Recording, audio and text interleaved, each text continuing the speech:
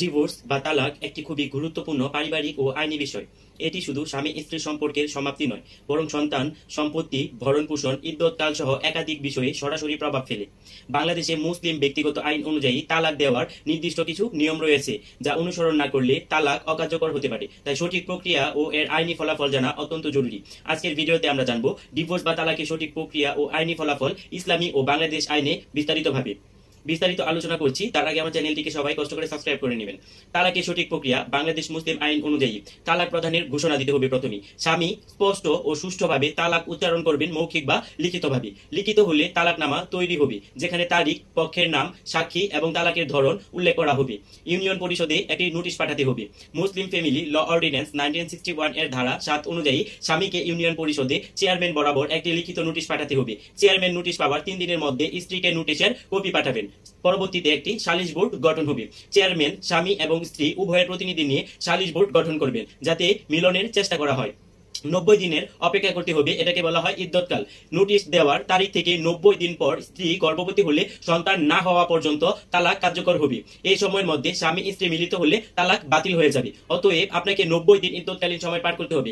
এবং তালাকের সময় স্ত্রী যদি গর্ভবতী থাকে, তাহলে তার যতদিন পর্যন্ত সন্তান প্রসব না হবে ততদিন পর্যন্ত তালাক কার্যকর হবে না। পরবর্তীতে আমরা আসছি তালাকের ধরন। তালাক আহসান, তালাক বিদআত বা 3 তালাক। তালাক আহসান হচ্ছে একবার তালাক দিয়ে ইদ্যতের মধ্যে স্ত্রীকে না ছোঁয়া সবচেয়ে উত্তম পদ্ধতি। সুতরাং তালাক দেওয়ার পর আপনি আপনার স্ত্রীকে স্পর্শও করতে পারবেন না। তালাকে হাসান, 3 মাসিক চক্রে আলাদা আলাদা সময়ে 3 বার তালাক উচ্চারণ করা। তালাক হাসান হচ্ছে 3 মাসিক চক্রে আলাদা আলাদা সময়ে 3 বার তালাক উচ্চারণ করতে হবে। তালাক বিদআত বা 3 তালাক। একসাথে 3 বার তালাক বলা বাংলাদেশে এটি অগ্রহণযোগ্য ধরা হয়, এর কোনো ভ্যালু নেই। আইনি ফলাফল কি? দাম্পত্য সম্পর্কের সমাপ্তি। 90 দিনের পর বা ইদ্যত শেষ হলে স্বামী স্ত্রীর বৈবাহিক সম্পর্ক শেষ হয়ে যায়। সুতরাং ভরণ-পোষণ ও দেনমোহর স্ত্রী ইদ্যৎকালে ভরণ-পোষণের অধিকার হিসেবে স্বীকৃতি পায়। বাকি দেনমোহর যদি বাকি থাকে, তাহলে স্বামীকে তা স্ত্রীকে দিয়ে পরিশোধ করতে হবে। সন্তানের হেফাজত। যদি সন্তান থাকে, তাহলে সেক্ষেত্রে কি হবে?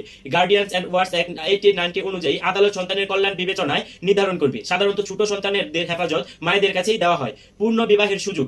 ইদ্যত শেষে উভয় পুনরায় বিয়ে করতে পারবেন। তালাকপ্রাপ্ত দম্পতি চাইলে পুনরায় একে অপরকে বিয়ে করতে পারবেন। তবে তালাক 3 হলে হালাল ছাড়া পূর্ণ বিবাহ কখনোই সম্ভব নয়। যদি 3 তালাক হয়ে যায়, তাহলে আবার হিল্লা বিয়ে দিতে হবে এবং পরবর্তীতে তাকে হালাল করতে হবে, হালাল করে পূর্ণ বিবাহ করতে হবে। তালাক না মেনে চললে কি শাস্তি? ইউনিয়ন পরিষদ নোটিশ ছাড়া তালাক দিলে তা অবৈধ হিসেবে গণ্য হবে। মুসলিম ফ্যামিলি ল অর্ডিন্যান্স 1961 অনুযায়ী নোটিশ না দিলে সর্বোচ্চ 1 বছরের জেল বা 10,000 টাকা জরিমানা হতে পারে। গুরুত্বপূর্ণ আইনের রেফারেন্স গুলো হচ্ছে মুসলিম ফ্যামিলি ল অর্ডিন্যান্স 1961 এর ধারা 7, Muslim marriage and divorce registration act 1974, guardian act 1 act 1918। সংক্ষিপ্ত ভাবে যদি আমি এটাকে একটু বোঝানোর চেষ্টা করি, তাহলে আসে তালাকের সঠিক প্রক্রিয়া মানলে উভয় পক্ষের সম্মান, অধিকার ও ভবিষ্যৎ সুরক্ষিত থাকে। নোটিশ, সালিশ এবং বোর্ড ও ইদ্যতের নিয়ম অমান্য করলে শুধু তালাকই অবৈধ হবে না, বরং আইনগত জটিলতাও তৈরি হবে। তাই যে কোনো তালাক দেওয়ার আগে